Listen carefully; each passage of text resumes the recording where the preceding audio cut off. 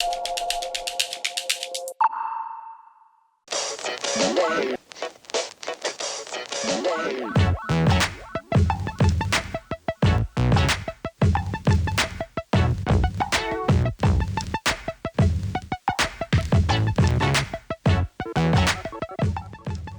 YouTube, welcome to the Social Buzz Chat show. I'm Adam Libernati Roach and this is Fleur McGerr. How's it going, Fleur? Good, thank you. You might be wondering what's on my t-shirt this week, because most people do. This is a t-shirt for literacy. I only found out earlier that 1 in 10 children can't read. So Pearson and FCB Inferno have teamed up to create a campaign to bring awareness to it. The hashtag you need to follow will be underneath, and you can find out more information about this on the drum and from respective websites. Right, how was your chat? Did you enjoy SM Buzz Chat for the first time? I did, but it was pretty quick, you know. How so?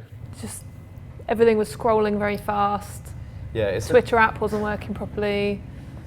Everything went wrong. Well, it didn't really, but it didn't really slightly lagged. But it's all right. Yeah. It's better than how you started your day with, you know, they're losing keys and such in one's house. We weren't going to talk about it, but you know, everyone's human. Okay, on the topic of everyone being human, I want to know, and everybody who watches this show gets asked the same question, and they want to know the answer to. How did you get started in social media? Like, tell me your yarn. Where was your beginnings, your origin story? My origin story. Well, I was always into what is now called social media before it even used to be called social media, when it was social networking back in the day. I was on Friendster, if you remember that. No, what was Friendster? I think I'm considerably older than you. I was on MySpace, of course, back in the day. Yeah, made loads of friends through MySpace, and used to spend quite a lot of time at work on it, which got me in trouble quite often. Back in the days when I had a real job. And then when I used to work in marketing as a just marketing copywriter, and I got made redundant way back in the mist of time, longer ago than I would care to reveal. But I decided to go freelance, and I was doing copywriting for a bit, and I thought, this social media lark is, you know, I'm really good at being on this all day. I should do this for a living. And obviously I was already on Twitter in those days and Facebook. This was before Instagram even existed and all that. And I kind of thought, oh, I'll just see if I can, and I kind of volunteered to do it for people. Yeah. And learn the road, you know, made it up as I go along, as many people do when they're starting out in a career. And fast forward to many years later, I'm doing it freelance for, you know, well, I worked for Digital Binks, which is sort of a London-based little agency, and but I also do stuff freelance on the side as well. That's amazing. Like, the same answer has come from nearly every single person. Like, they found their way and they've kind of sort of like stumbled their way into the industry. So like, what was the one turning point, like, into being like, I know how I'm doing this. I know how to work social media better than, say, anyone else. Well, better than obviously better than everyone else. Everyone, yeah.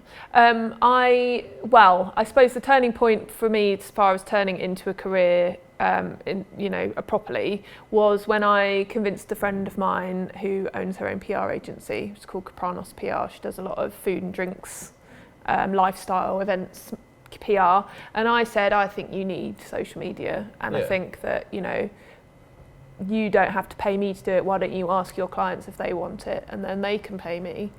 And then I just kind of, because, you know, I've always been good at marketing, always been good at copywriting, and I think that's one of the key things to know when you're working in social media, is how to write and turn a phrase and calls to action and all that stuff. And just talked my way in, used my own powers of marketing to talk my way into a job. That's how I got my job here.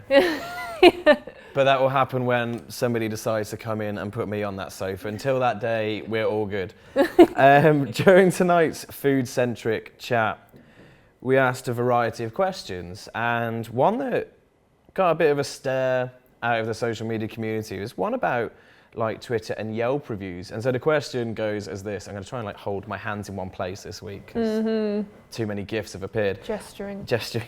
How important are Twitter and Yelp reviews to a restaurant's success? And Melissa said, I think the real question is, can you afford to ignore them? Definitely not. And it's true, like I've seen numerous incidents where restaurants and chains have just ignored social reviews, more importantly Yelp.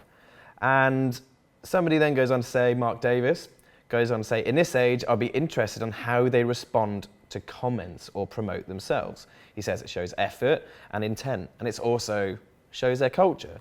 So, put this down quickly. Ugh.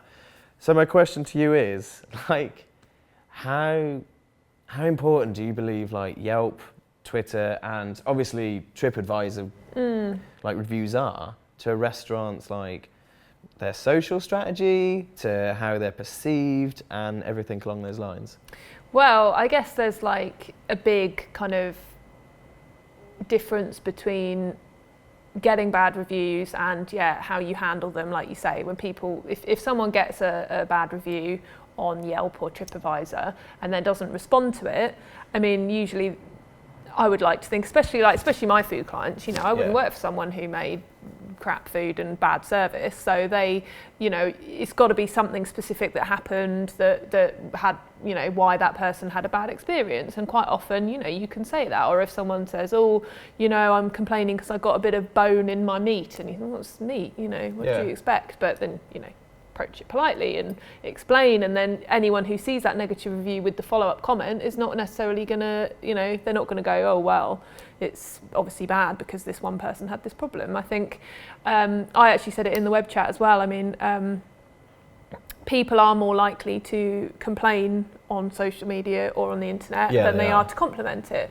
And I think that as far as Twitter goes and as far as Instagram goes, I mean, you can encourage more positive reviews or just general interaction and more customer advocacy by, you know, doing competitions, you know, say an Instagram competition, you know, take a picture of your food and tweet it and post it on Instagram and you know, we'll pick winners and stuff. And I think that way you can always drown out any such isolated negative incidents. But yeah, I mean, personally, I always check that stuff. And in fact, my boyfriend always tells me, you know, why are you reading reviews that other people have read? Because, you know, they're only, you know, the people aren't going to be, they're only going to complain about stuff or whatever. And, you know, I think you can take a consensus though. Yeah, you can take a consensus from the reviews and see if someone's just being, you know, pointlessly frustrated. Sometimes it can sort of, you know, reverse backfire when someone leaves I remember reading fairly recently, there was that incident of someone who complained on TripAdvisor because the company tried to charge her some money for some hot water and lemon. And then the restaurant came back and sort of said, well, let me break it down for you. I have to, you know, pay the electricity bill, and then I have to pay the waiter, and I have to do this, and the waiter has to do, you know, and made the person sort of look like a fool, to put it bluntly. And I think and then they got loads of positive publicity from that. That was some like incredible advice to anyone starting, you know, don't be so smug. Like starting off, like trying to create a brand for like a new food startup, for example. Like you've done it with numerous ones before. We won't mention names, but Fleur will be writing up her opinion on the questions tonight in an article going live in the Drum this week. Thank you. Handshake. Let's try some patty cake. We've both been very handy. Never mind. Thank you to Sam Scott, who's behind the camera today, and obviously thank you to Fleur McGerr. What's your Twitter handle? It's @Fleur McGerr. Oh. You can't miss it because it rhymes. On brand. It rhymes. We weren't going to mention it. I'm Adam Libernati Roach @Bacon Chin. We'll find out the origins of that Twitter handle one day. You're on that sofa. I'm on this chair. Thank you very much for watching all the way this far, and we'll be back next week with another instalment of the Social Buzz Chat Show. Goodbye, I guess. Ciao, Bella. Bye.